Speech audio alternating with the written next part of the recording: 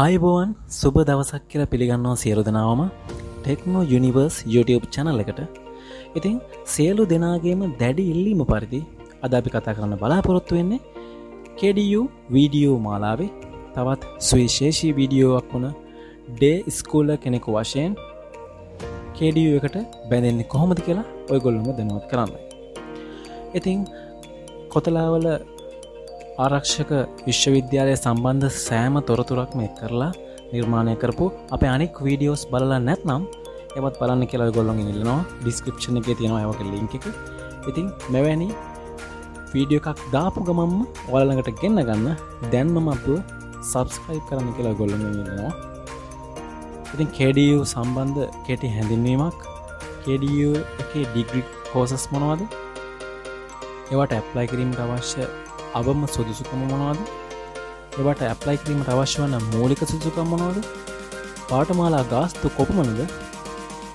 Apply කළ යුතු ආකාරය කෙසේද? ඉන්ටර්විව්ස් මොනවද?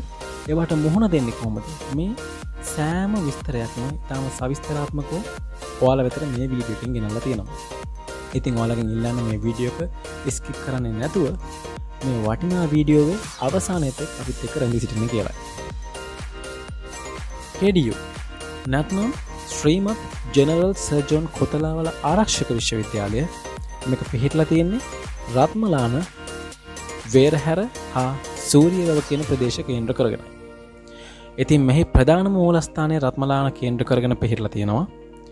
දේශීය විදේශීය සිසුන් රසකට අධ්‍යාපන ලබා දෙන මේ KDU එකේ ප්‍රධානම වශයෙන්ම කොටස් දෙකකට තමයි අධ්‍යාපන ලබා දෙන්නේ. ඉන්න එක් කොටසක් KDU කැඩට් ඔෆිසර්ස් වශයෙන් බඳවාගෙන අධ්‍යාපනය ලබා දෙනවා.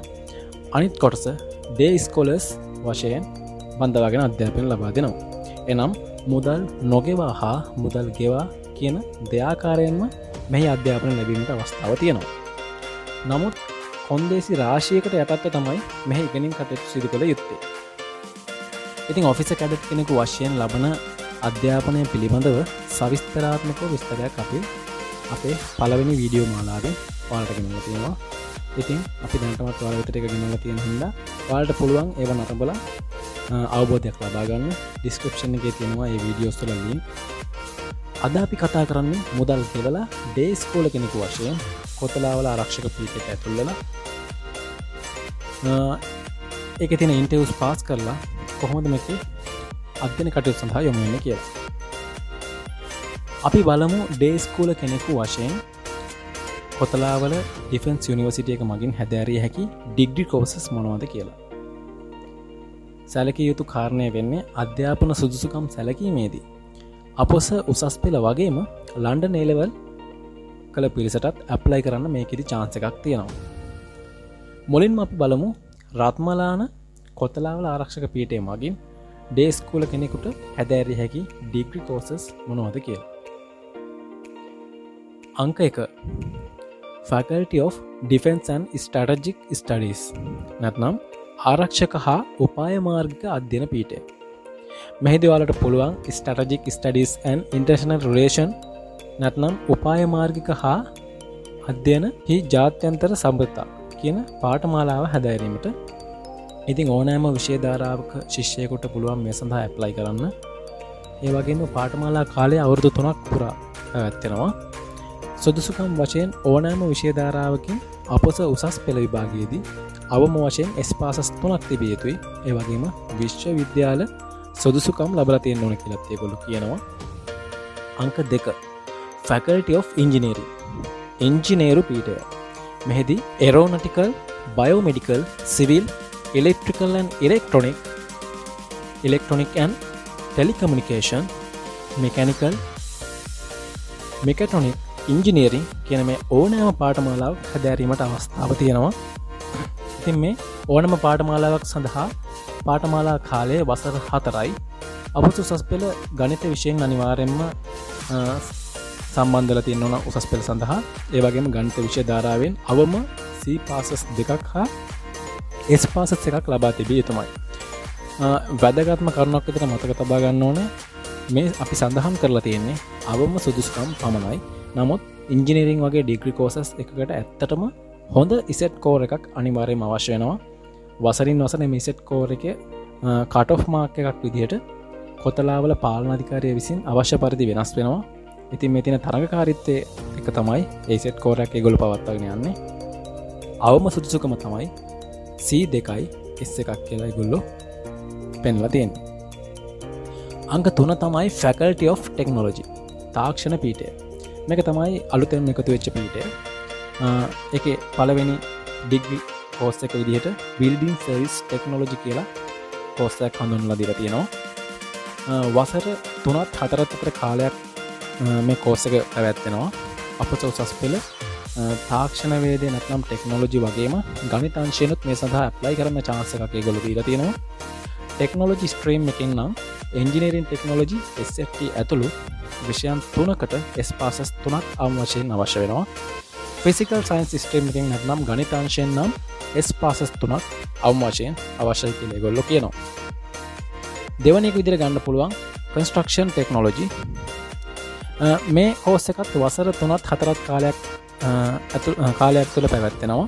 ටෙක්නොලොජි ස්ට්‍රීම් එකෙන් වගේම ගණිත අංශයනොත් ඇප්ලයි කරන්න chance එක තියෙනවා. ටෙක්නොලොජි ස්ට්‍රීම් එකෙන් නම් ඉන්ජිනියරින් ටෙක්නොලොජි SFT ඇතුළු විෂයන් 3කට S passes 3ක් අවශ්‍ය වෙනවා. ෆිසිකල් සයන්ස් ස්ට්‍රීම් එක නැත්නම් ගණිත අංශයේදී S passes 3ක් අවම සුදුසුකම් ලෙස අවශ්‍ය වෙනවා. ඉන්ෆර්මේෂන් කමියුනිකේෂන් ටෙක්නොලොජි මේක තමයි තුන්වෙනි ඩිග්‍රී ප්‍රෝග්‍රෑම් එක. වසර 3ත් 4ත් කාලයක් පුරාවට තමයි මෙහි පාඨමාලා පැවැත්වෙන්නේ. මේ සඳහා ටෙක්නොලොජි, ෆිසිකල් සයන්ස් හා බයොලොජි කියන ස්ට්‍රීම් තුනෙන්ම ඇප්ලයි කරන්න ඔයගොල්ලොන්ට chance එක තියෙනවා. ඉතින් ටෙක්නොලොජි ස්ට්‍රීම් එකෙන් නම් විෂයන් 3කට අවම S passes 3ක් තමයි මේගොල්ලෝ ඉල්ලන්නේ. ඒ වගේම මැත්ස් හරි බයෝ හරි කරලා තියෙනවා නම් විෂය ධාරාවලින් ඒවටත් විෂයන් වලට S passes 3ක් තමයි අවම මේදී ඉල්ලලා තියෙන්නේ. හතරවෙනි ඩිග්‍රී කෝස් එක විදිහට පෙන්වන්නේ බයෝමෙඩිකල් ටෙක්නොලොජි කියන ඩිග්‍රී ප්‍රෝග්‍රෑම් එක. ඉතින් මේකත් වසර 3ත් 4ක් කාලයක් පුරාවට පැවැත්වෙනවා. මෙම පාඨමාලාවට අයදුම් කළ හැක්කේ ටෙක්නොලොජි හා බයොලොජි කියන විෂය ධාරාවන් දෙකට පමණයි. ඉතින් ටෙක්නොලොජි ස්ට්‍රීම් එකෙන් නම් බයෝසිස්ටම් SFT ඇතුළු විෂයන් 3කට අවම S passes 3ක් අවශ්‍ය වෙනවා. ඒ වගේම බයොලොජිකල් ස්ට්‍රීම් එකෙන් නම් අවම S passes 3ක් තිබීම ප්‍රමාණවත් වෙනවා. ඉතින් වැදගත්ම කරුණ වෙන්නේ මේ Faculty of Technology වල තියෙන ඩිග්‍රී කෝසස් 4 සඳහාම අපොස සාමාන්‍ය පෙළ හරි නැත්නම් ලන්ඩන් O level වල හරි අනිවාර්යයෙන්ම ඉංග්‍රීසි විෂයට, ගණිත විෂයට සහ විද්‍යාව කියන විෂයන් 3ට අවමව C passes 3ක් තියෙන්න ඕනේ. ඒ කියන්නේ O level වලට අනිවාර්යයෙන්ම ගණන්, ඉංග්‍රීසි, විද්‍යාව කියන විෂයන් 3ටම C passes 3ක් තියෙන්න ඕන. ඊළඟට අපි බලමු Faculty of Law නැත්නම් නීති පීඨය. මෙහිදී LLB හෙවත් Bachelor of Law කියන ඩිග්‍රී එක තමයි ඇදෑරීමට chance එක තියෙන්නේ. ඉතින් මේ LLB පාඨමාලා කාලය වසර 4යි. බයෝසයන්ස්, මැත්ස්, කොමර්ස්, ආර්ට් කියන මේ ඕනෑම විෂය ධාරාවකින් ඇප්ලයි කිරීමට chance එක ලැබෙනවා. අපොස උසස් පෙළවල අවම S passes 3ක් ලබා තිබීම ප්‍රමාණවත් කියලා ඒගොල්ලෝ කියනවා. ඒ වගේම අපොස සාමාන්‍ය පෙළ ඉංග්‍රීසි හා සිංහල හරි දෙමළ කියන විෂයන් වල අවම C pass තිබීම අනිවාර්යයි. ඊළඟට පස්වෙනි ෆැකල්ටි එක විදිහට තියෙන Faculty of Management and Social Science and Humanities. ඒ කියන්නේ කළමනාකරණ, සමාජ විද්‍යා හා මානව ශාස්ත්‍රීය පීඨය.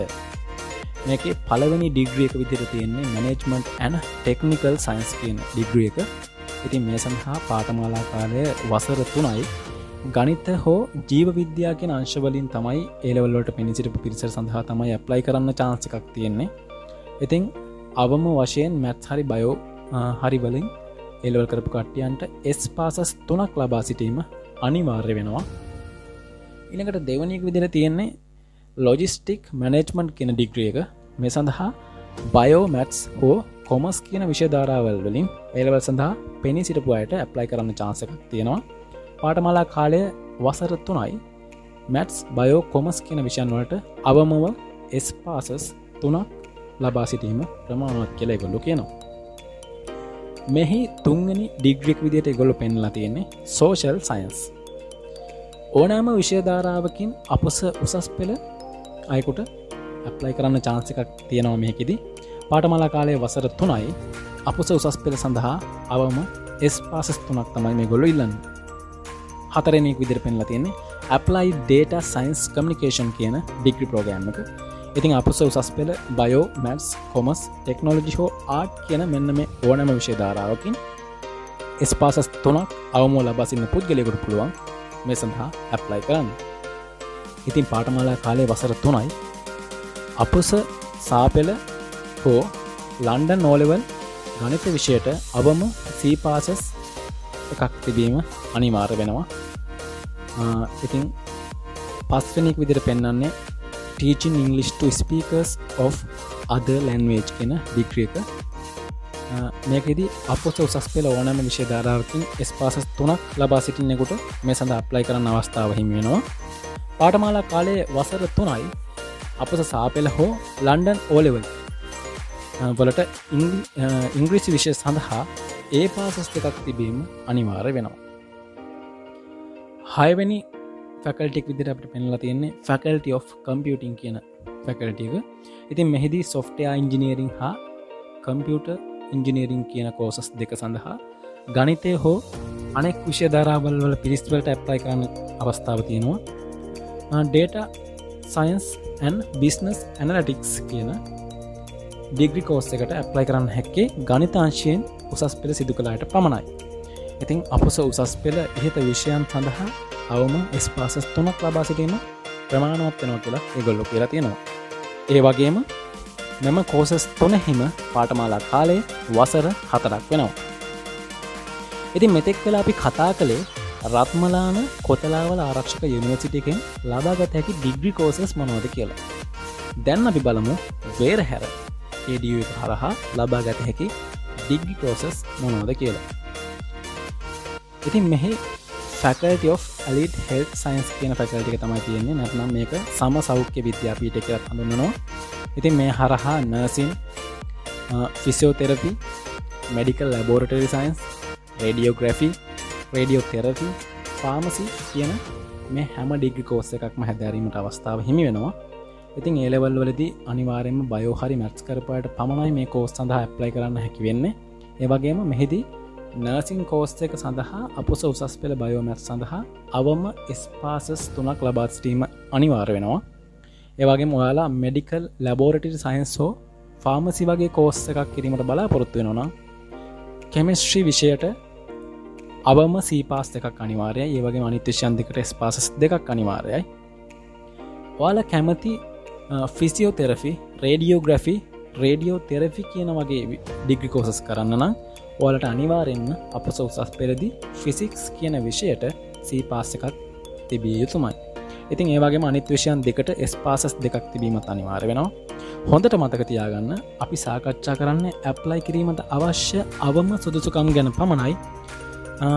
තරඟකාරීත්වය වැඩි නිසා KDU පාලන අධිකාරිය මගින් මෙඩිකල් ලැබොරටරි සයන්ස්, ෆිසියෝതെරපි, රේඩියෝග්‍රැෆි, රේඩියෝതെරපි වගේ කෝස් සඳහා කෝර් එකක් බැලීම සිදු කරනවා. වසරින් වසර එක වෙනස් වෙනවා. ඉතින් අනිත් වැදගත්ම කරුණ වන්නේ එසේ ඉසෙට් කෝර් එකක් බලද්දී ස්පෝර්ට්ස් නැත්නම් ක්‍රීඩා කරන පිරිස් සඳහා අනෙක් පිරිසට සාපේක්ෂව අඩුවෙන් තමයි සෙට් කෝර් එක බලන්නේ. ඉතින් මේක KDU පාලන අධිකාරිය අභිමතය පරිදි වසරින් වසර සිදු කරන්නක් මේ තරඟකාරීත්වය නිසා. ඉතින් ඇප්ලයි කරන්න ඉස්සෙල්ලා ඇප්ලයි කළාට ඉස්සරහට යන්න අවශ්‍යයි නම් හොඳ ඉසෙට් කෝර් එකක් තිබීම වැදගත් කියලා ඔයාලා මතක තියාගන්න ඕනේ. දැන් අපි රත්මලාන වේරහැර කියන කොතලාවල ආරක්ෂක විශ්වවිද්‍යාලයේ ආයතන දෙකෙහිම කෝසස් පිළිබඳව කතා කරලා අවසන්. ඊළඟට අපි බලමු සූරිය වැව සදර්න් KDU කැම්පස් එක හරහා ලබා දෙන ඩිග්‍රී කෝසස් මොනවද කියලා. Faculty of Built Environment and Spatial Science. මේක තමයි පළවෙනි ෆැකල්ටි එක. එනම් ඉදි කරන ලද පරිසර හා අවකාශීය විද්‍යාපීඨය. ඉතින් මෙහි පළවෙනි ඩිග්‍රී එක විදිහට තියෙන්නේ ආකිටෙක්චර්. මේ සඳහා පාඨමාලා කාලය වසර 5යි. අපොස උසස් පෙළ බයෝ, මැත්ස් හෝ ආර්ට් කියන විෂය ධාරාවල් වලින් පෙනී සිටපු කට්ටියන්ට පුළුවන් මේකට ඇප්ලයි කරන්න. මෙම විෂය ධාරාවලින් අවම S පාසස් 3ක් තිබීම ප්‍රමාණවත් කියලා මේගොල්ලෝ කියනවා. ඉතින් අපොස සාමාන්‍ය පෙළ ගණිත විෂය සඳහා C පාසස් එකක් ලබා සිටීම අනිවාර්ය වෙනවා. ඒ වගේම KDU එක මගින් පවත්වන අවකාශීය සංජනන පරීක්ෂණය සමත් වීමක් අනිවාර්යයි කියලා ඒගොල්ලෝ කියනවා. අංක 2 විදිහට තියෙන්නේ quantity surviving නැත්නම් ප්‍රමාණ සමීක්ෂණය. මේ සඳහා අපොස උසස් පෙළ ගණිතාංශයෙන් ඉදිරිපත් වූවන්ට පමණයි ඇප්ලයි කර හැකි වන්නේ. අවම S පාසස් 3ක් A level සඳහා තිබිය යුතුයි කියලා ඒගොල්ලෝ කියනවා. පාඨමාලා කාලය වසර 4යි. ඒ වගේම GCE O level හෝ ලන්ඩන් O level වලින් ගණිත විෂය වලට අවම C පාස් එකක් තියෙන්න ඕනේ. ඒ වගේම විද්‍යාව විෂයට අවම S පාස් එකක් තියෙන්න ඕනේ. ඒ කියන්නේ සාමාන්‍ය පෙළ ගණිතය ඉංග්‍රීසි කියන විෂයන් දෙකට C පාස් එකක් තියෙන්න ඕනේ. විද්‍යාව කියන විෂයට S පාසස් එකක් තියෙන්න ඕනේ. ඉතින් තුන්වෙනි ඩිග්‍රී එක විදිහට තියෙන්නේ surviving science නැත්නම් මැනුම් විද්‍යාව. ඉතින් මේකේ පාඨමාලා කාලය වසර 4ක් වෙනවා. අපොස උසස් පෙළ ගණිතාංශයෙන් අවම S පාසස් 3ක් ලබා තියෙන්න ඕනේ. අනිවාර්යෙන්ම දෙවනි ෆැකල්ටි එක තමයි මේ සූරියවැව තියෙන Faculty of Computing. මෙහිදී Information Technology හා Information System වශයෙන් ඩිග්‍රී කෝසස් දෙකක් තියෙනවා. මෙහි අධ්‍යයන කාලය වසර 4යි.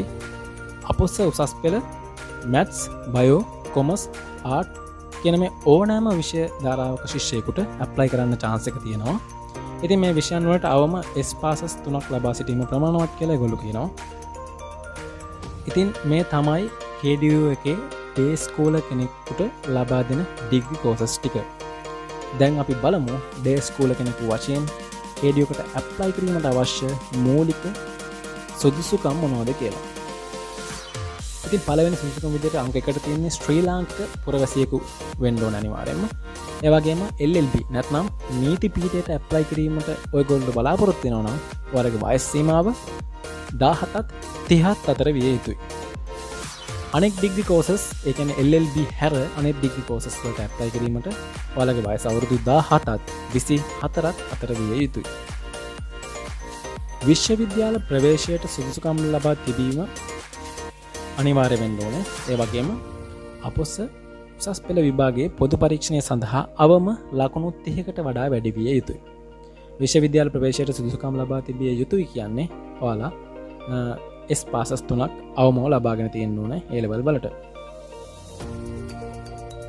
අපොස සාමාන්‍ය පෙළ ඉංග්‍රීසි විෂය සඳහා අවම C පාසස් එකක් තිබීම අනිවාර්යම වෙනවා. සාමාන්‍ය පෙළ ඉංග්‍රීසි වලට C පාස් එකක් නැත්නම් මේවට ඇප්ලයි කරුවට වැඩක් වෙන්නේ නැහැ. ඒ වගේම තමයි KDU මකින් අදාළ කෝස් සඳහා පවත්වන ලබන පරීක්ෂණ සමත් වීමද වැදගත් කියලා ඒගොල්ලෝ පෙන්නලා තියෙනවා. ඉතින් මෙසේ මූලික සුදුසුකම් හදාගෙන තියෙන ඔයාලට මේට ඇප්ලයි කරන්න ඕන ආකාරය සම්බන්ධව දැන් අපි සාකච්ඡා කරනවා. ඉතින් නවතම ආකාරයට දැන් ඇප්ලයි කළ හැකි ඔන්ලයින් ක්‍රමය මගින් පමණයි. ඉතින් www.adu.ac.lk කියන වෙබ්සයිට් එකට පිවිසිලා අදාළ ඇප්ලිකේෂන් එක ෆිල් කරලා සබ්මිට් කළ යුතු වෙනවා. ඒක නිවැරදිව ෆිල් කරන ආකාරය පිළිබඳව වෙබ්සයිට් එකේ වීඩියෝ එකකුත් පළ කරලා තියෙනවා. ඉතින් ඒක නැරඹීම ගොඩාක් යෝග්‍ය වෙනවා ඔයාලා මේක ෆිල් කරන්න කලින්. ඉතින් ආයුධම් කරුවන් එක් පාඨමාලාවක් සඳහා ආයුධම් කරනවා නම් රුපියල් 2000ක මුදලක් ගෙවිය යුතුයි. ඒ වගේම ඒ සමගම තවත් කෝස් එකකට ඇප්ලයි කරනවා නම් දෙවෙනි එකට 1500ක් ගෙවිය යුතු වෙනවා. උදාහරණයක් විදිහට කියනවා නම් ඔයාලා කෝස් දෙකක් තෝරලා ඇප්ලයි කරනවා නම් ඔයාලා පළවෙනි කෝසස් එකට අනිවාර්යයෙන්ම පළවෙනි කෝස් එකට රුපියල් 2000ක් හා දෙවෙනි කෝස් එකට රුපියල් 1500 බැගින් මුළු මුදල රුපියල් 3500ක් ගෙවිය යුතුයි. ඉතින් මේම කිසිදු මුදලක් නැවත ගෙවීමක් සිදු කරන්නේ නැහැ KDU එකෙන්. ඒ වගේම ඉදිරියේදී මෙම ගෙවීම් වල අගයන් වෙනස් වෙන්න පුළුවන්. ඒක හින්දා නිරන්තරයෙන් ඉදිරි අවුරුදුවලදී KDU වෙබ්සයිට් එක සමග අප්ඩේට් විය යුතුමයි. මොකද මේ පාඨමාලා වලට මුලින්ම ඇප්ලිකේෂන් ඇඩ්මිෂන් එක විදිහට ගෙවන ගාස්තු ගැන ඔයාලා අප්ඩේට් වෙන්න ඕන. ඒක වෙනස් වෙන්න පුළුවන් අවුරුද්දෙන් අවුරුද්ද. ඉතින් මූලික සුදුසුකම් සපුරලා නැති අයදුම්පත් කිසිදු දැනුම් දීමකින් තොරව KDU පාලන අධිකාරිය මගින් ප්‍රතික්ෂේප කරනවා. ඉතින් හරියට මේවා ෆිල් කරලා ඇවීමට අපි වගේ බලා ගන්න ඕන. ඉතින් අයදුම් පත්‍රයක් සාර්ථකව ඉදිරිපත් කළ වහාම අයදුම් පත ලැබුණු බවට තහවුරු කර ගැනීමට අයදුම්කරුවන්ට සැබැඳියක් KDU එක මගින් එවනවා. දැන් අපි ඩිග්‍රී කෝසස් ඒ වගේම බේසික් ක්වොලිෆිකේෂන්ස් ඇප්ලයි කරන ආකාරය පිළිබඳවත් සවිස්තරාත්මකව විස්තර කරලා තියෙන මේ වීඩියෝ. දැන් අපි බලන්න යන්නේ පාඨමාලා සඳහා අය කරන ගාස්තු පිළිබඳව. ඒ කියන්නේ කෝස් ෆීස් පිළිබඳව දැනුවත් වෙන්න. ඉතින් පළවෙනි කෝස් එක විදිහට තියෙන්නේ Strategic Studies and International Relations කියන ඩිග්‍රී එක. මේ සඳහා රුපියල් 7 ලක්ෂයක මුදලක් ලබා ගන්නවා. ඒක කොටස් වශයෙන් කොටස් 3ක් වශයෙන් ගෙවීමට පුළුවන්. රුපියල් 7 ලක්ෂයක් අය කරනවා මේ කෝස් එක සඳහා. අංක දෙවැනි කෝස් එක විදිහට Aeronautical Engineering ඩිග්‍රී එක හඳුන්වන්න පුළුවන්. ඒ සඳහා රුපියල් 20,50,000ක මුදලක් අය කරනු ලබනවා. මේවා වාරික 3ක් වශයෙන් ගෙවිය හැකි. තුන්වෙනි එක විදිහට Biomedical, Civil, Electrical and Electronic and Telecommunication සහ Mechanical Engineering කියන ඩිග්‍රීස් සලකන්න පුළුවන්. මේ හැම ඩිග්‍රී එකක් සඳහාම රුපියල් 19,50,000ක මුදලක් අය කරනවා KDU එක මගින්. ඒ වගේම හතරවෙනි ඩිග්‍රී කෝස් එක Aircraft Maintenance ඩිග්‍රී. මේ සඳහා රුපියල් 22,50,000ක මුදලක් අය කරනු ලබනවා.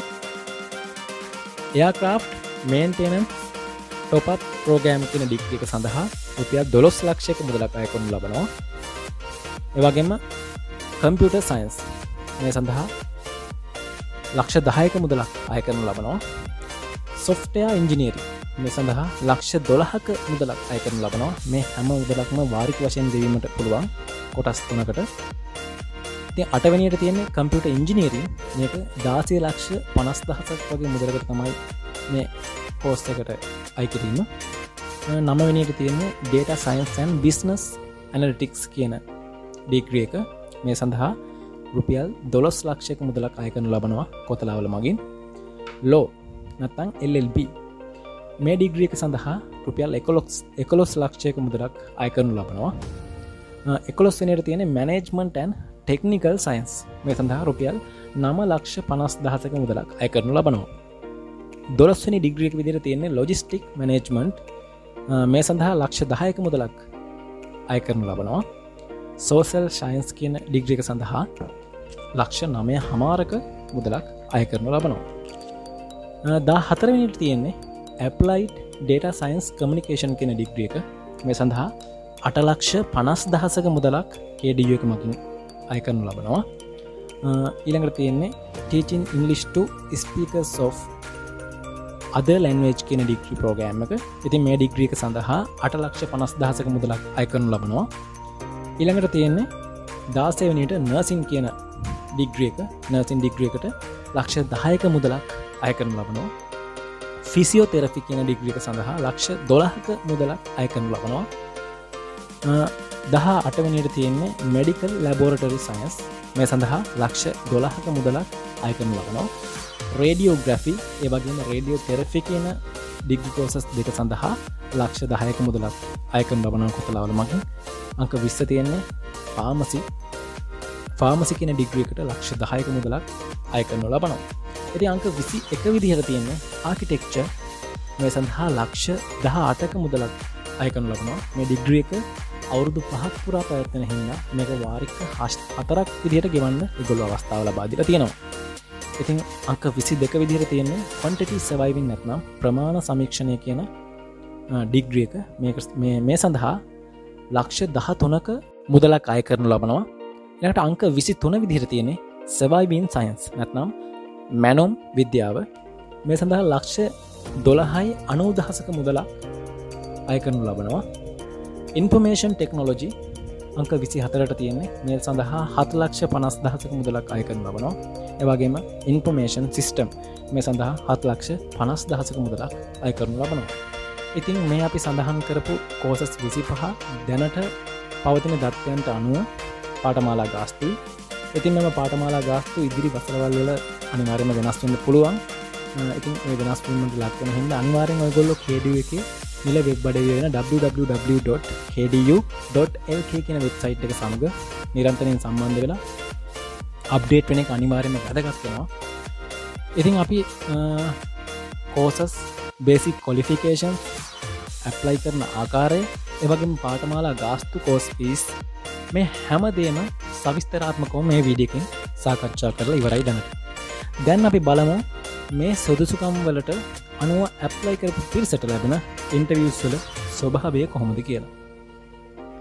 ඉතින් નિયમિત විදිහට ඇප්ලිකේෂන් එක ෆිල් කරලා සුදුසුකම් අනුව තෝරාගත්තු පිරිසට ඉන්ටර්වියුස් සඳහා ආරාධනය ලැබෙනවා. ඉතින් මේ පිරිසට Tamanගේ අධ්‍යාපන සුදුසුකම් වගේම අයදුම්කරුවන්ගේ මනා හික්මීමක් තියෙන හික්මීම කියන මේ සියල්ලම පරීක්ෂාවට ලක් වෙනවා. ඉතින් මුදල් ගෙවලා ඉගෙනීම සිදු කළත් KDU කියන්නේ දැඩි විනය පවත්වාගෙන ලබන ආයතනයක්. ඉතින් ඒක හින්දා අපේ පෞරුෂත්වයේ හික්මීම පිළිවෙල මෙහිදී අනිවාර්ය වෙනවා. ඒ වගේම අයදුම්කරුවන්ට ඉංග්‍රීසි භාෂාව, මනෝවිද්‍යාව වගේම දැනුම වෙනුම කියන අංශ තුනෙන් පේපර්ස් 3ක් ලබා දෙනවා. ඉතින් ඒ තුනට මොහොන දෙන්න වෙනවා. ඉතින් ඉංග්‍රීසි සහ දැනුම වෙනුම කියන පේපර්ස් ඉංග්‍රීසි මාධ්‍යයෙන් තමයි පැවැත්වෙන්නේ. මනෝවිද්‍යාත්මක පේපර් එක සිංහල මාධ්‍යයෙන් හෝ දෙමළ කට්ටියන්ට දෙමළ මාධ්‍යයෙන් පැවැත්වෙනවා. ඉතින් මෙහිදී සමත් වෙන අයදුම්කරුවන් ගිවිසුම් අත්සන් කිරීමෙන් පසුව කෙටි කාලීන නායකත්ව පුහුණුවකින් පසු යුනිවර්සිටි එක වෙත යොමු කරනු ලබනවා. වැදගත්ම කරුණ වෙන්නේ ඉංග්‍රීසි භාෂාව ගැන හොඳ දැනුමක් තියෙන්න ඕනේ. ඉංග්‍රීසි ගැන හොඳට අවබෝධයක් තියෙන්න. මොකද හැමදේම ඉංග්‍රීසි වලින් කරන්නේ මේ ඉන්ටර්වියුස්.